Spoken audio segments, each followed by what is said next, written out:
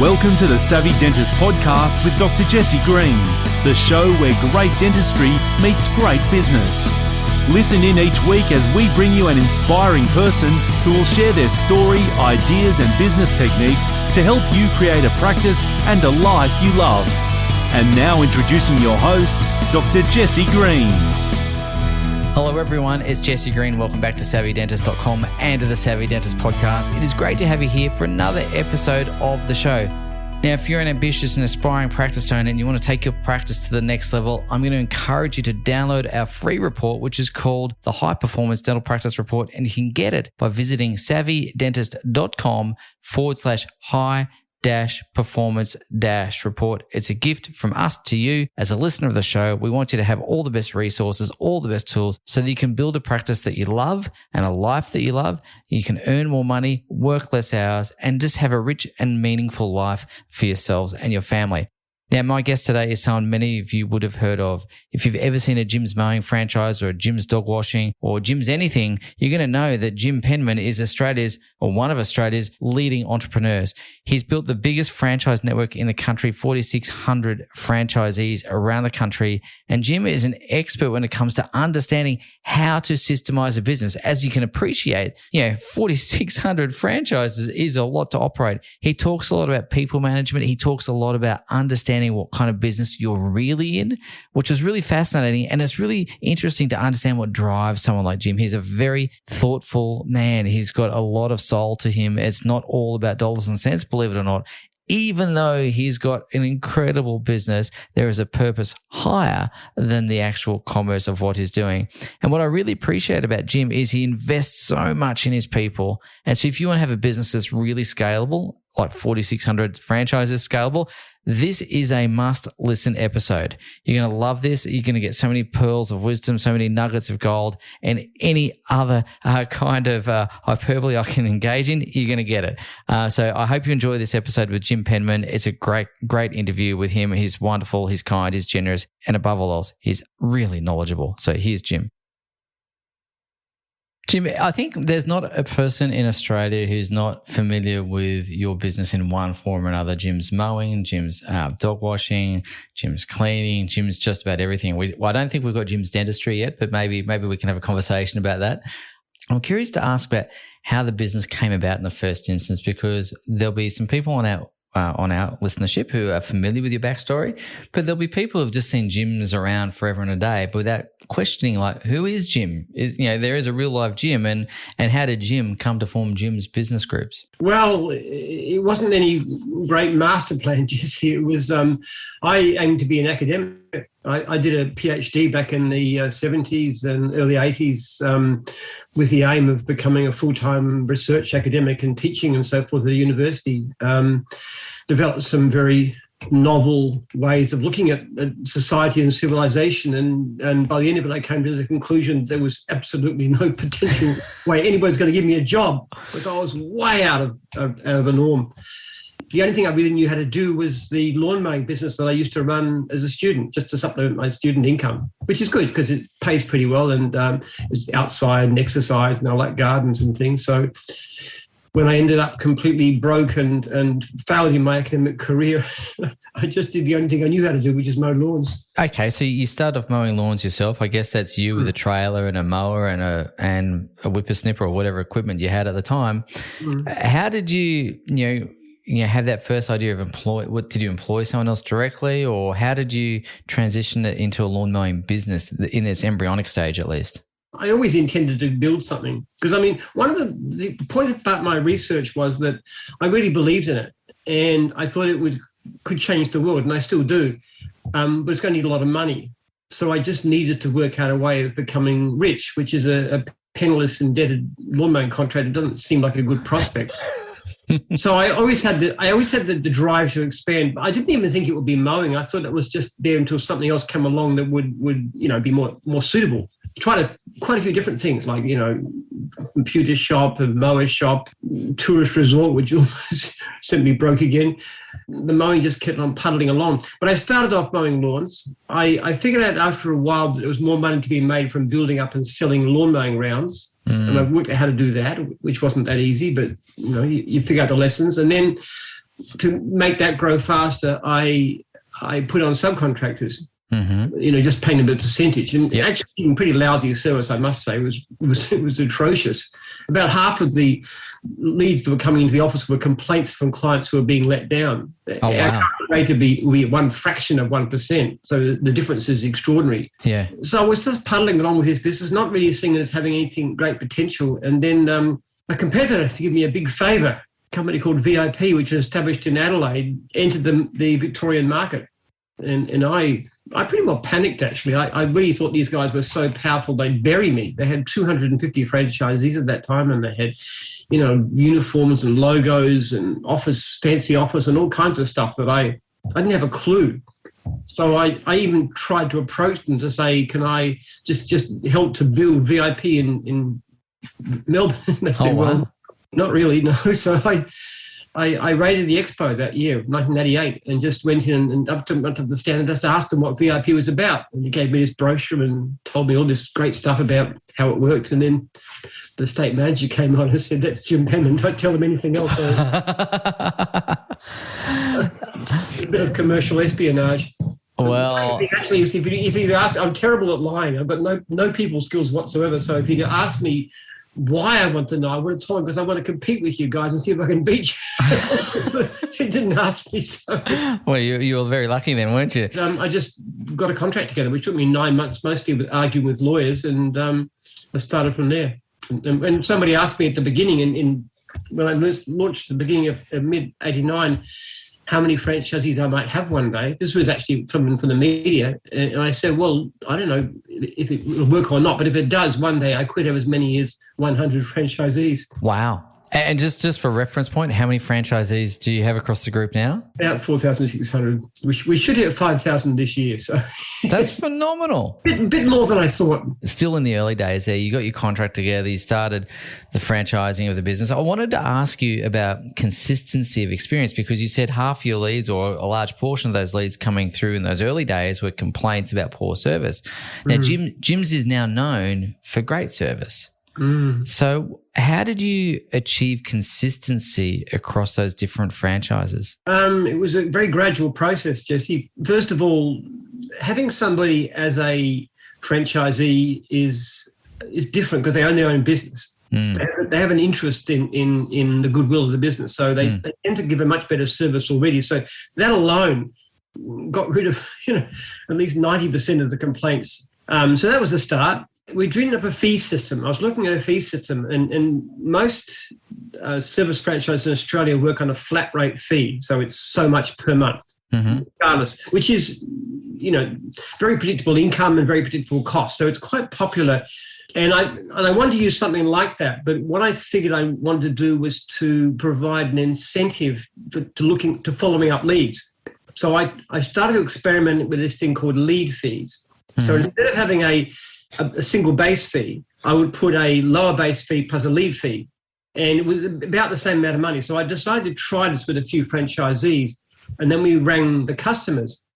And it was really extraordinary what the difference was.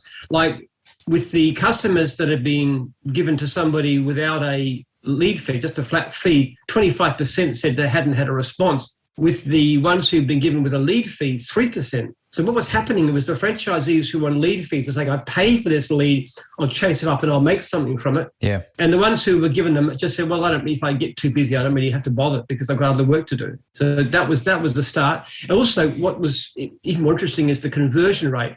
When the leads were given to a franchisee who was on a lead fee system, 3/4 turned into jobs. With those who've been given to the flat rate franchisees, less than half. So we were actually getting 1/8 as many customers let down and 50% more actual jobs done just by changing the lead fee structure.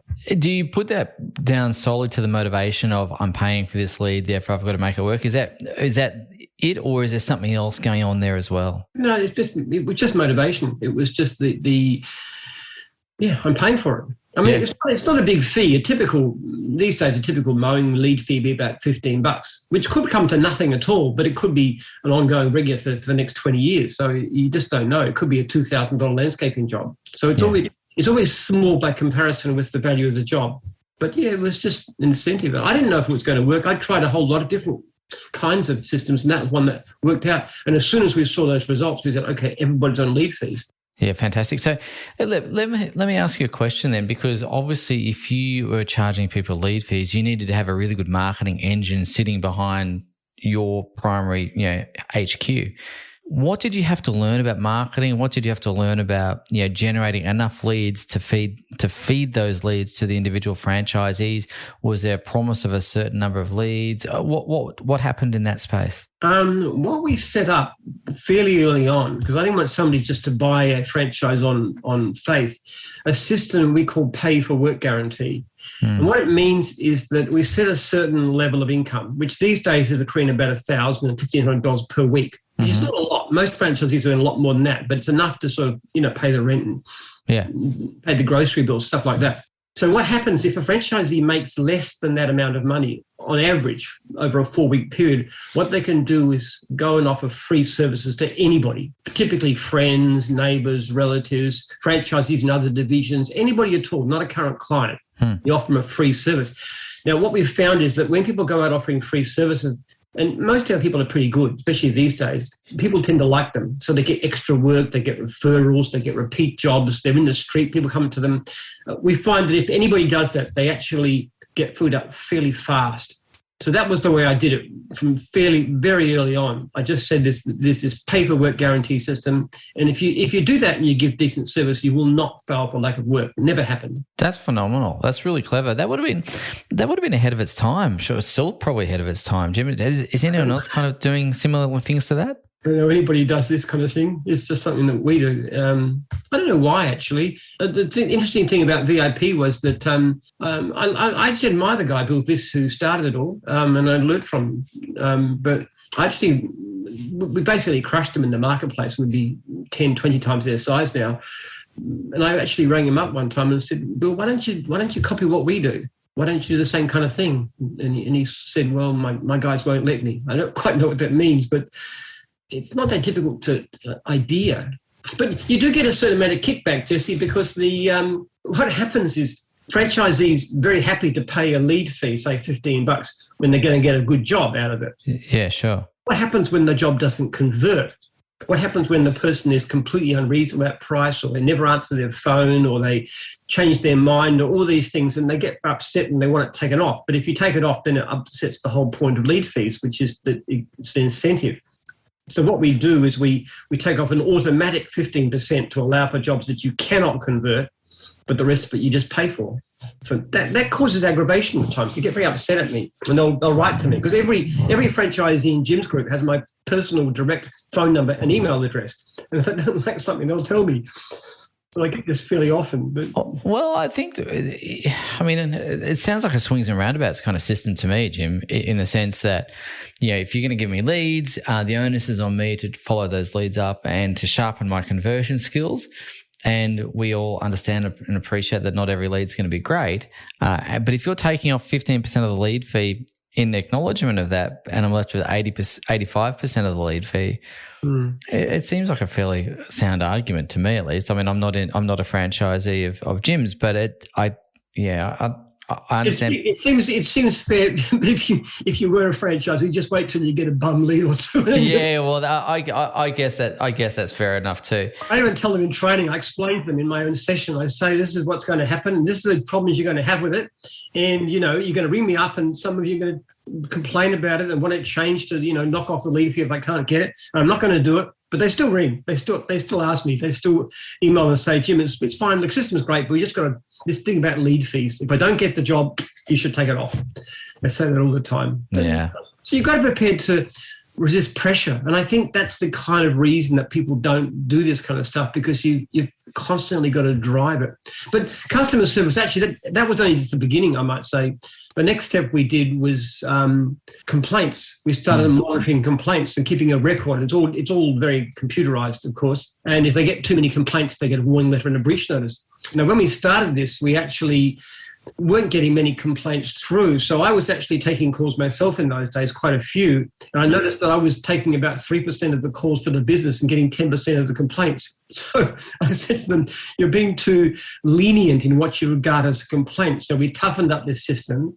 And so we used this complaint system. And complaints they get people pretty upset at times, but I'm the only person in the whole of Jim's group that can delete a complaint. And I will if they give me evidence for it. Okay. But if they haven't done the right thing, if they haven't rung the client, and then if they can't get through, they've got to text. They've got to turn up when they say they will. If they can't get through, they've got to ring and they've got to text. They've got to send an email by a quote. Then they've got to text to support it. There's all kinds of processes they really need to follow. But if they've done everything right, or if they haven't done everything right and they can prove the customer's happy in the end with the job, then I'll delete the complaint. That put pressure on them.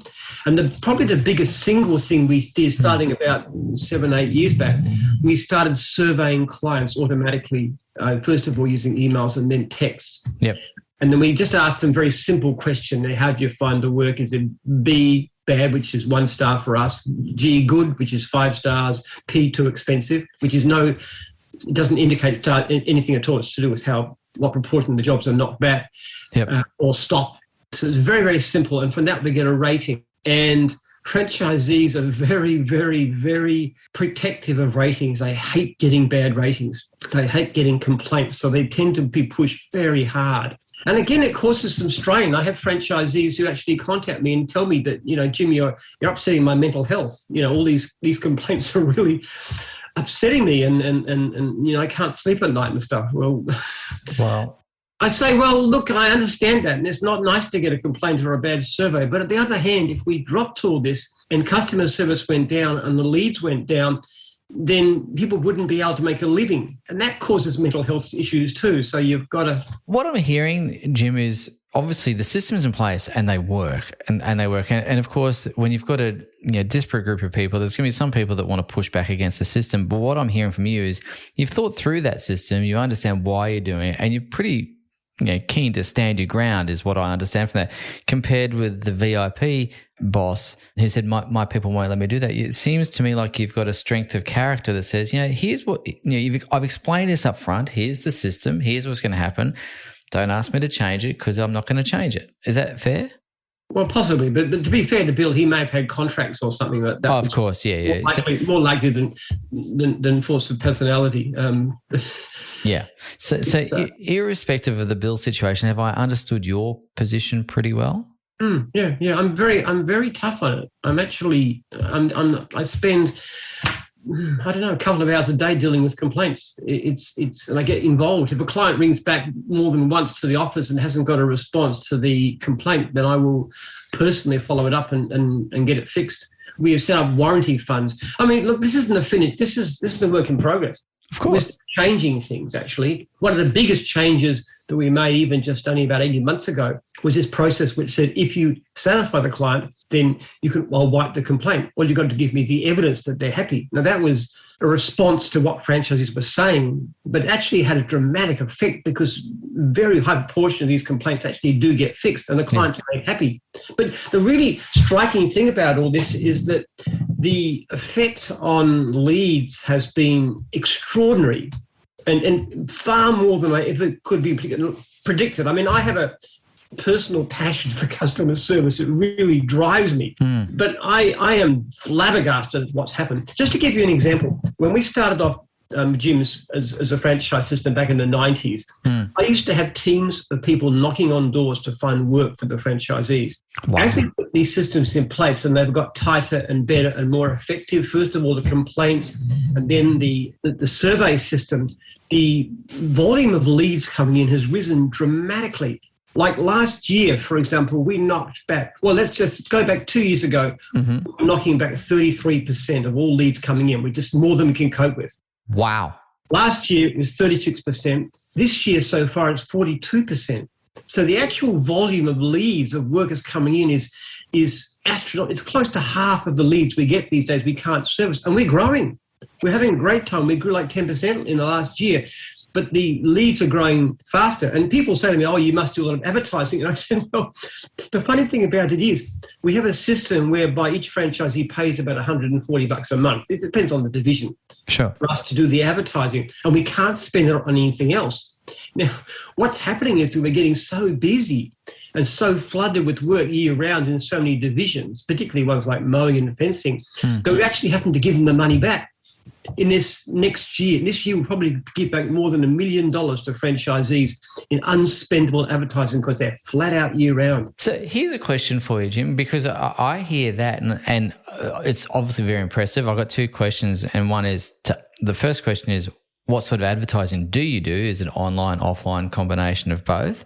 And then my second question is, if you're turning back 46% of your leads, that sounds like a capacity constraint to me. And then I'm curious to ask, how do you capacity plan for the future? Okay, how do we market ourselves almost totally online these days? Yeah. Things like AdWords, Facebook, those kinds of things, where people are actually looking for your service. The old ways, the leaflets, the local papers, everything else is television, it's all gone. And do you keep that in-house or do you use an agency?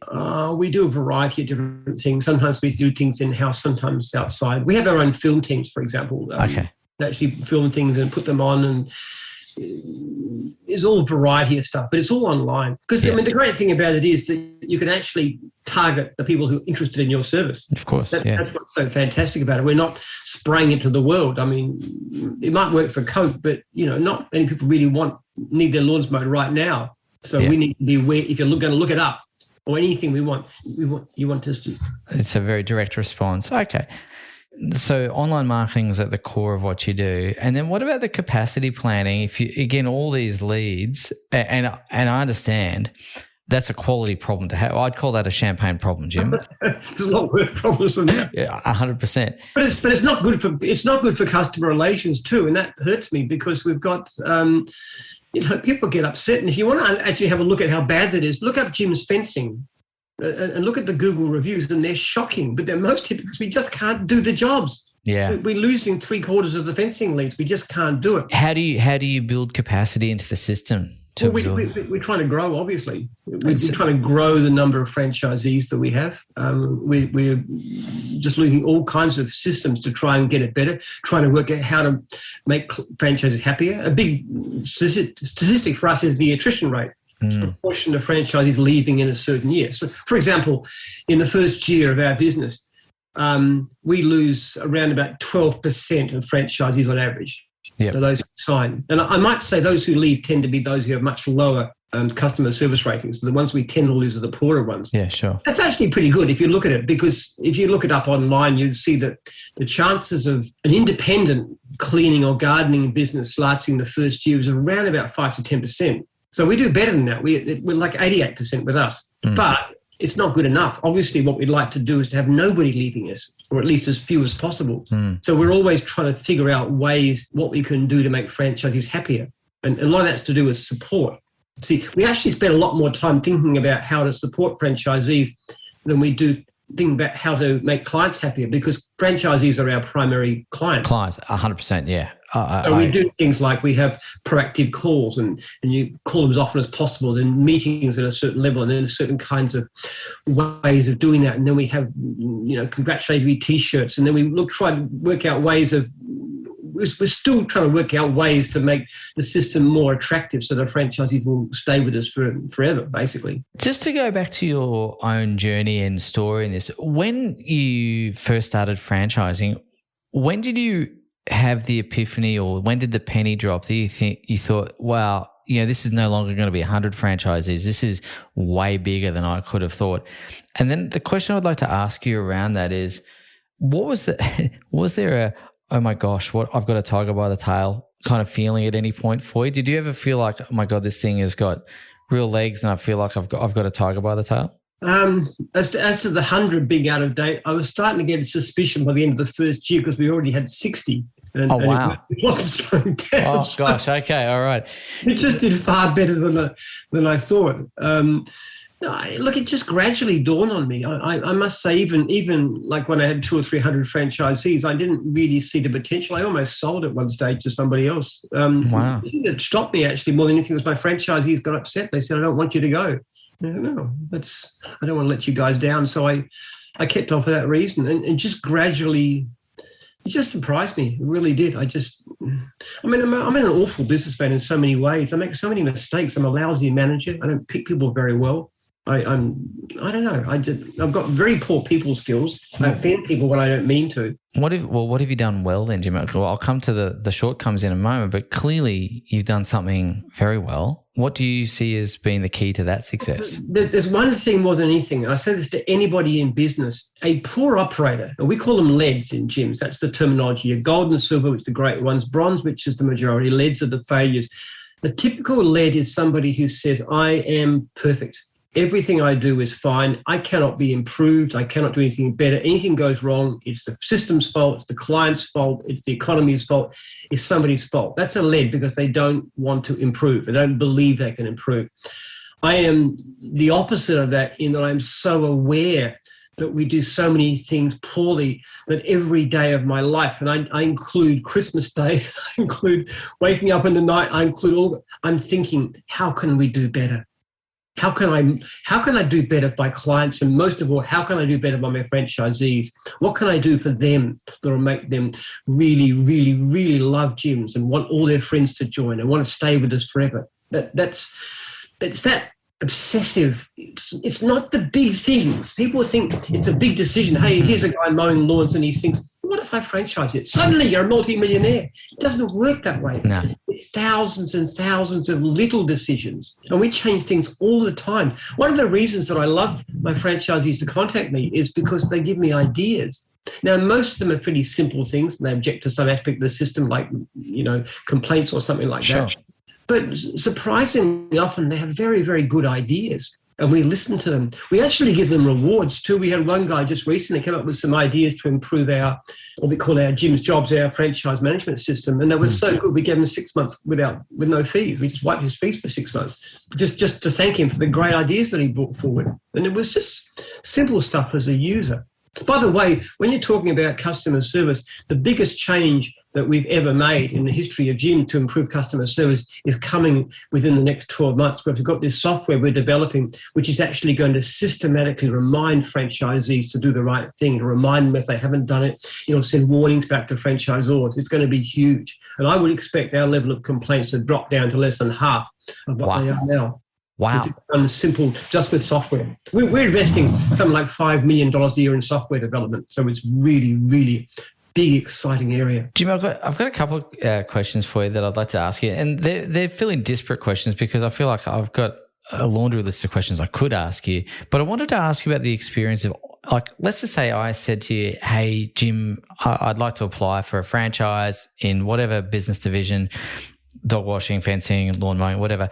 What's the new franchisee experience like? What happens? What's that onboarding process? What's that indoctrination? Obviously, it sounds like you're involved in giving people a bit of an introduction as well. But if I was a new franchisee, what might I expect from Jim's group to help me get on board and become successful? Okay, first of all, we'd hopefully do a bit of assessment. I mean, I'm sure you'd be a great franchisee, but we'd like to know. And there's certain people we should just not accept. Yeah. Some don't have the business capacity. I mean, they've got the wrong reason for joining, all kinds of things. So we try to say no to people who are not suitable. We put you out on the road. We'd actually want you to understand what it's like to wash dogs for a living or to mow lawns or build fences. And sometimes it's just not what you think. You might think mowing lawns is an easy job and it's all sort of trundling in the sunshine and whistling and stuff, but it's actually pretty hard work. Yeah. And it's fun. It's great. I was a mowing contractor 15 years, so it's a good job, but you have to know that you want to do it. Yeah. Then when you've gone through all that, what you'd normally get, we give you a contract, and then we bring you to our training course. There's a 3-day generic training course, which every franchisee must do. The first session, Monday morning, is me talking for 2 hours about customer service and service to franchisees. And I lay it on pretty hard. And I tell people, if you don't like this, then don't join. And by the way, if they don't do well in the training course, we'll kick them out. Like even something like being rude to staff would be really bad.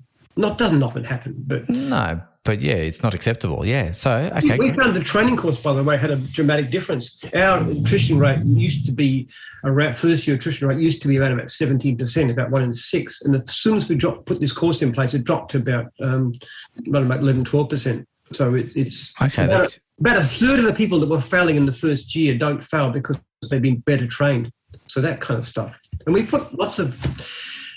And then when you're out on the road, what's going to happen is franchisor is going to be in contact with you. They'll normally ring you at least weekly to see how they're going and to just check on you. After 1 month, I'll be writing you a letter, an email, and I'm saying, how are you going? I particularly ask about paperwork guarantee. I always respond to those very fast. Most of the response is, we're doing great. We've made more than paperwork guarantee. Franchisor's been fantastic. That's the typical response. Occasionally there's some problems and I can help them with it. So help me understand, Jim, you've got a franchisor that sits in every business division. So you've got like a head of mowing, a head of fencing, a head of dog washing. It's more minor than that, actually. Mowing might have 25 franchisors. Some of them are actually me, or some of them are actually a person I put in. But the great majority of, because you really can't run the whole country one person very well.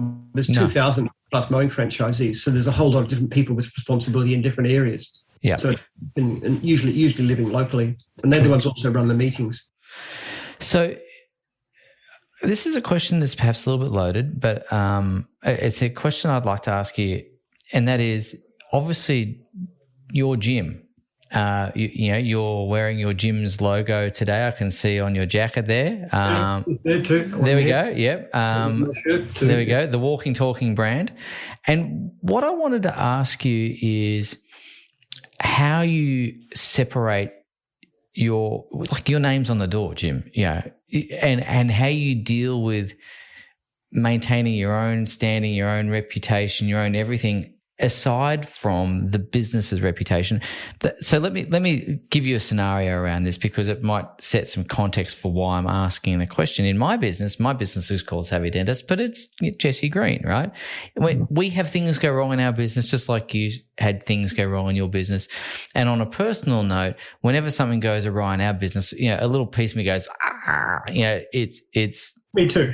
Yeah, it's horrible, because my name is on the door, and it's the same with a dental practice. You might have the principal of the practice, and you might have other dentists working for you, but there's that. I wanted to ask you how you manage that, especially because you've got 4,600 franchisees now. How do you manage that emotional journey as much as anything, and how do you maintain some perspective around those things? Because when you've got 4,600 people, I'm imagining, even though the complaint rates are quite low, little things probably go askew, I imagine, relatively frequently. I'm not sure. But how do you manage that bit of yourself? Well, things do go wrong. Most of my franchisees are terrific, especially in recent years with the surveys and stuff. They really give great service, and most of them just get all 5-star surveys, and they never get complaints and stuff. And they're a terrific bunch.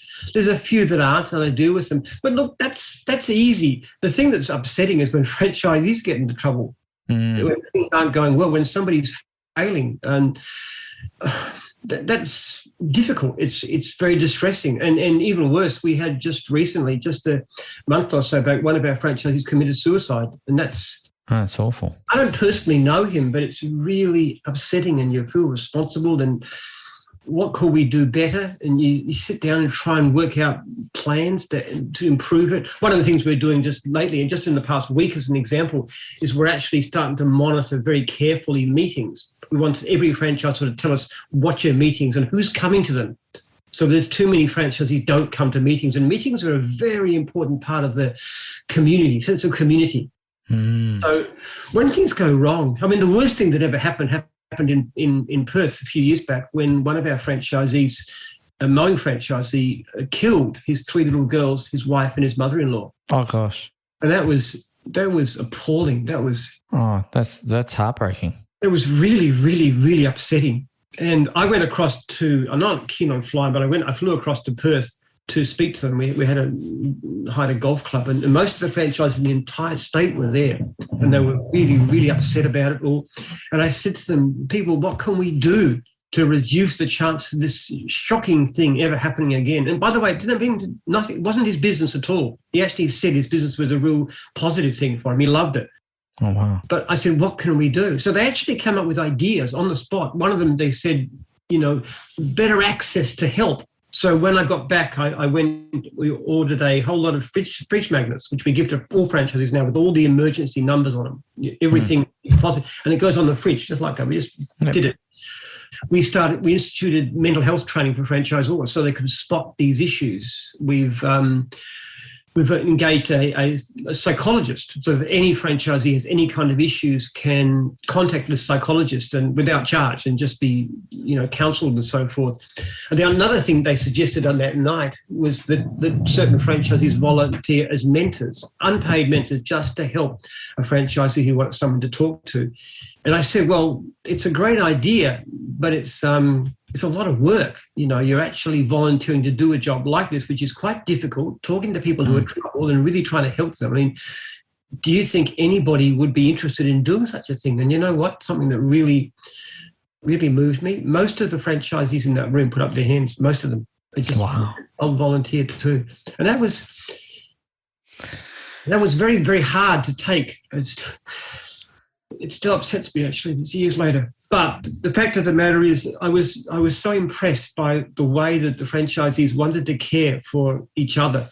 And look, sometimes people ask me, they say, aren't you proud of the fact that you've got nearly 5,000 franchisees? And I said, the thing that makes me most proud is that we had a lockdown in 2020, which was really, really hard in Victoria. Our people lost their jobs for 2 months for no reason at all. It made me absolutely furious with the Premier, what he did this. But obviously, if our franchisees weren't allowed to work, we cut off all their fees. We didn't charge them, we suspended their fees. But you know something? Most of the franchisors who were getting no income at all, they were continuing to ring their franchisees, even more than usual, just to check that they were all right. Oh, wow. Isn't that lovely? And people would come up. We had one girl who she didn't have permanent residence, so she had no government support. She was a dog wash franchisee, and she had no income at all. She was threatened with eviction. And, franchisees were coming around. They were giving her, meal vouchers and stuff. And we gave a bit of money. And so if you get kicked out, you can come and stay at our conference centre with no charge. And she got through fine. She actually, last time I heard, she was making $4,000 a week. She's a wonderful lady. Good. But what was so moving is the way that the franchisees looked after each other. In the work that I do, we work with a lot of clients, and our ethos is that we run a coaching program, but that's kind of what we do, but who we are as a community. And you use that expression a moment ago in our conversation that, Jim's really is a community. And I'm hearing that coming through, and I can see how visibly upset you are when you think about those experiences, and I can see how much you care for your people, and I can see that your people care for other people. And I think that, in today's very fast-paced modern world, that is perhaps not as common as it might have otherwise been in times gone by. Maybe it is, maybe it's not, I'm not sure. But in any event, what I wanted to ask you around that is, what do you think your franchisors, franchisees, you, other people on the team get from that? There's obviously, I can tell you what I get from that, but I'm curious to understand what you and your team take from that sense of community, because it's lovely.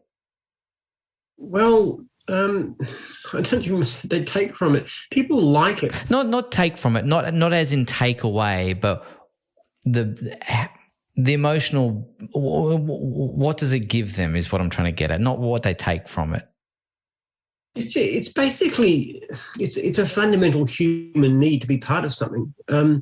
You look at what happiness is about. People think that to be happy, you got to have a better car or a better house, or go on more expensive holidays or this kind of stuff. But there's been a lot of research on this, and I read a lot. I probably read 2 or 3 books a week, and it makes stuff all different to be blunt about it. Yeah. What matters is things like, do you have a sense of purpose in your life? Do you have good relationships with people, particularly family, but also friends and others? Those sort of things matter. When one of the things I do, one of my favourite jobs is I ring up my veteran franchisees when they hit certain periods, like 10 years, 15, 20, 25 years, this kind of thing. And I talk to them about it. Now, some of them actually made a lot of money and they're doing a lot better than their previous job. But the biggest difference is, they say to me, is that I see my children. Like I had one particular guy who was, he was a manager with IGA, the supermarket, and working very long hours. And he used to go before breakfast in the morning and he'd come back late at night every day. And one day his 4-year-old son said to him, just when he was leaving, "Daddy, I wish you could have breakfast with us." Oh, wow. Little boy. And he said he was driving to work and tears were streaming down his face the whole way. And he quit and he bought a Jim's Mowing franchise. And he says, and I said, "Do you ever thank your son for asking that question?" He said, "So many times." He's 14 years old now. Oh, wow. Because that was the Tim. It wasn't the fact that he was making more money. He was actually doing quite well. Yeah. But he had time to see his family. And there's nothing that can substitute for that. There's a wonderful saying that goes, "No other success can compensate for failure in the home." And that's what mostly it's about. It's the flexibility. It's to have a life as well as an income, to see your children, to see your family, to spend time with your partner, those kinds of things. And matter more to most people than becoming rich. And that's very smart. That's a very smart idea. Some people do want to become rich. There's plenty of Jim's millionaires out there, but it's not the majority, and they don't want it. They just want a great life. And again, success is a very personal thing for those that, do want to be a millionaire. Great, good on them. Yeah, you've given them the vehicle that they can do that with, and that's in their hands to pursue if they choose. But as you say, I really like that expression, no other success can compensate for failure in the home. I think that's really why we're here. I'm not sure. You said you read a lot, and I read a lot too. I'm not sure if I'm up to 2 or 3 books a week, but I'm working on it. But one of my favourite books was by an author called Brené Brown, and she wrote a book called Daring Greatly. And in that book, she has the Theodore Roosevelt poem "Man in the Arena," which is my favourite poem. But the hypothesis or one of the key themes of her book is that connection is what gives meaning and purpose to human life. And I really subscribe to that idea. I really believe that in every part of my being, because I like to be part of something and other people seem to like that too. And it's not just dentists, it's all the different people that you're dealing with as well. So I think it's a fairly universal thing. Jim, I'm really mindful that you've been very generous with your time. I do have one last question I'd really like to ask you just to wrap up our conversation, because, again, I feel like there's a real philosophy that underpins what you do. It's not just a business franchising system. Clearly, there is a business franchising system, and that works extremely well. And it's obviously something you think about, live and breathe every single day. How can I be better? And it could work a lot better. Yeah, exactly. And what I really appreciate about that is it's been since the 89 or early 90s that this has been going. So it's a 30-plus year thought process that you've been exercising every single day. But what I wanted to ask you is, and again, hindsight is a wonderful thing. We all have 20/20 hindsight. If you could think back to those 30 years, what advice would you give yourself back then? Like if you knew what you knew now, what would you do differently? What advice would you give yourself? Where might you have zigged, where you zagged, or other things like that as you reflect on that journey? What comes up for you? I would have automated more and earlier. It was in the early days of the internet and stuff in those days, but I could have done a lot more in that particular area. I should have put in better systems. See, I didn't understand this idea of community. I just thought it was a matter of you help a person have a franchise by giving them plenty of leads and advice if they need it. That was my thoughts. I didn't understand that what people really need is connection, human connection. And that's why meetings are so important. And we find you can plot the strength of meetings. People who don't have meetings tend to fail. So being part of something, the importance of ringing franchisees directly. I would have started much sooner on things like complaints and surveys and all those things that we've done more recently. I probably would have kept more control. I would have had somewhat less franchisors and run more of the control myself, because I found that we can actually do it very successfully from an office-based system. A lot of the franchisors are fantastic, but in a lot of cases, other cases too, we can actually do it better ourselves. In fact, pick the best people. So there's many different things that I would do differently. But I look back in a year's time from now and I'll say the same thing. I wish I'd known back in early 2022 how dumb I was being and how many mistakes I was making at that time. I mean, I've made so many stupid mistakes in my life, I can tell you. And I keep on doing it. You just learn. Well, that's the human condition, isn't it, Jim? I think that's just part of being human. We hope that over time we gather wisdom and acquire knowledge, and hopefully each year we're getting a little bit smarter and better at what we do. Look, I think what's important to anybody too is to have a sense of purpose, to have your life mean something, and family is a large part of it. I got 10 children, and that's part of my purpose in life. I'm actually off very shortly to pick up my son from school. I drive into school and pick him up from school just about every day of the week, and that's a great time that we spend together. To me, that's an investment of time that's at least as useful as anything I do in the business, and it's a great blessing that my business allows me to do that. Everybody, as the Jim's franchisor, as I feel responsible for my franchisees. One of the things that I'm absolutely determined never to happen is that Jim's doesn't get taken over by some blood-sucking, greedy multinational company which will just grab money from them, the way people like Retail Food Group have done and destroyed so many lives. Yeah. I've got probably another 20 years to go of active life, and I'm really looking for people who got a structure that can make sure that never happens, that we never, ever think of franchising just from a money point of view. Everybody's got to have purpose. You're a dentist. You've got a wonderful profession. Dentistry is one of the greatest professions there is. If you think of the suffering, and I'm a historian, that people used to suffer because of toothache, it's one of the greatest advances of civilization, along with things like vaccination and so forth, and sanitation. Yeah. So every day when you get up, you should have that sense, I'm doing something really, really valuable. My own dentist, Sarah, is a wonderful person, and I tell her, you do such a great job. You're so good at what you do. Thank you for saying that, Jim, because I can tell you sometimes, I know, because I speak to dentists all day, every day. Just as you speak to your community every day, I speak to dentists every single day. And it's really nice that you say that, because I can tell you that when you are on purpose and you're living that purpose and you're breathing that purpose, I think, another great quote, I don't want to get into a quote off with you because I'll probably lose very, very badly, but I heard someone say once that success without fulfillment is the ultimate failure. And I think the fulfillment piece comes from that sense of purpose. And I really believe, and again, I'm very passionate about this, I really believe that dentistry is a really noble profession. We have the ability to affect not just people's physical well-being, but their emotional well-being, their intimacy, the way they kiss people, the way they speak to people, the way they show up in social circumstances.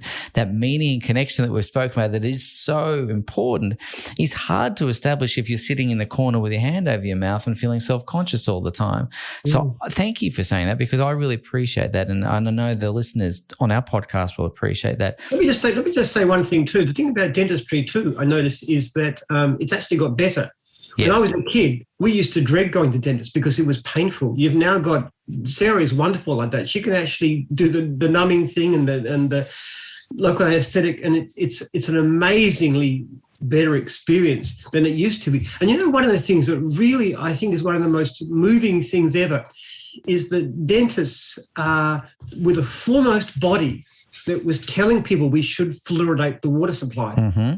Now, if you think about it in strictly commercial terms, that was the dumbest thing you could ever imagine, because what you're doing is you're putting forward a public health policy that will reduce your practice. But dentists were so far behind that. Now, isn't that an amazing thing in itself? To actually do something for the sake of the people that you deal with, even though it's against your own self-interest. I always think that's one of the most admirable things I've ever seen.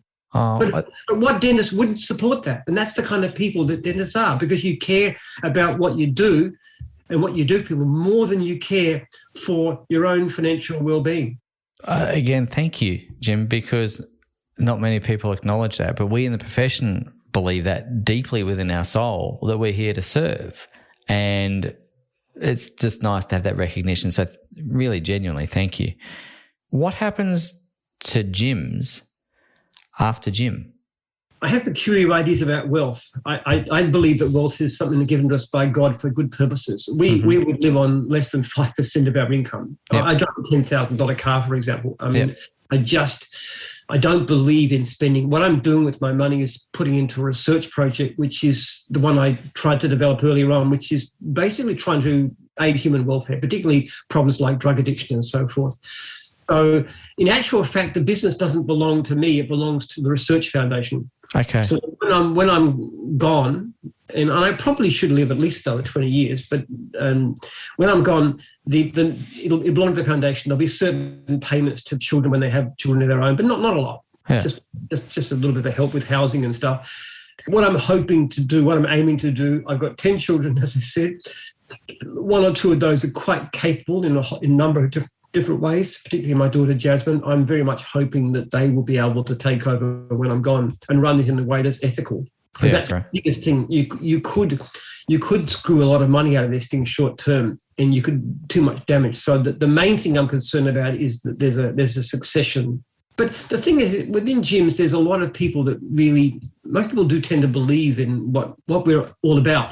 Like I've got a wonderful basic sort of general manager guy called Rocky, who's he's a really good guy and he cares about those things. Or I've got Cynthia, she's my CFO. She's in her 30s, and she's got a real heart too. So a lot of people in gyms have this sort of attitude, and it's just to making sure that people like that control the company down the track a bit, and we don't get.